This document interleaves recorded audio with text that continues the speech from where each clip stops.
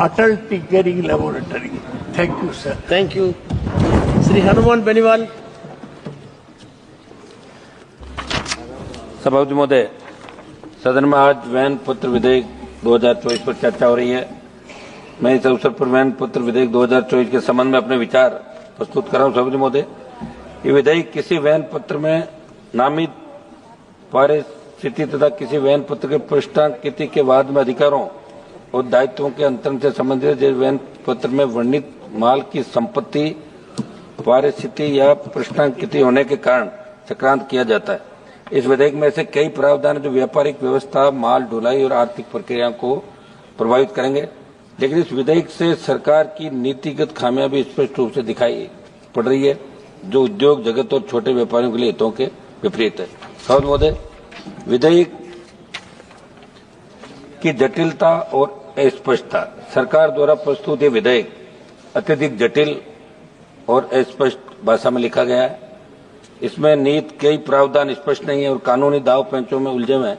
ये स्थिति विशेष रूप से छोटे और मध्यम उद्योग एमएसएमई, लघु व्यापारियों और स्थानीय आपूर्तिकर्ताओं के लिए चिंता का विषय है। यदि विधेयक का क्रियान्वयन जटिल रहेगा तो इन व्यापारियों को कानूनी परेशानियों का सामना करना पड़ेगा, जिससे उनका व्यवसाय प्रभावित होगा। सभापति महोदय, व्यापारियों और उद्योग जगत के लिए खतरा। वैन पत्र विधेयक 2014 को लागू करने से पहले व्यापारी संगठनों, परिवहन उद्योग और लॉजिस्टिक्स क्षेत्र के विशेषज्ञों से परामर्श लेना आवश्यक था, लेकिन सरकार ने इस दिशा में कोई उचित कदम नहीं उठाया। माल परिवहन वैन पत्र की पृष्ठांकित और नामित परिस्थिति की प्रक्रिया को सुचारू बनाने के बजाय सरकार ने इसे अत्यधिक नियमों में जकड़ दिया, जिससे व्यापारिक लेन देन में अनावश्यक रुकावटें उत्पन्न हो सकती है। सभापति महोदय, इसके अलावा छोटे और मध्यम व्यापारियों के लिए विधेयक अनुचित दबाव और कानून जोखिम को बढ़ावा देगा। आपके माध्यम से सदन का ध्यान आकर्षित करते हुए बताना चाहता हूं कि बड़े कॉरपोरेट घराने इस कानून का फायदा उठाकर छोटे व्यापारियों पर अपनी शर्तें थोप सकते हैं, जिसमें आर्थिक असमानता और बाजार में एकाधिकार को बढ़ावा मिलेगा। सभापति महोदय, परिवहन और लॉजिस्टिक्स क्षेत्र की अनदेखी।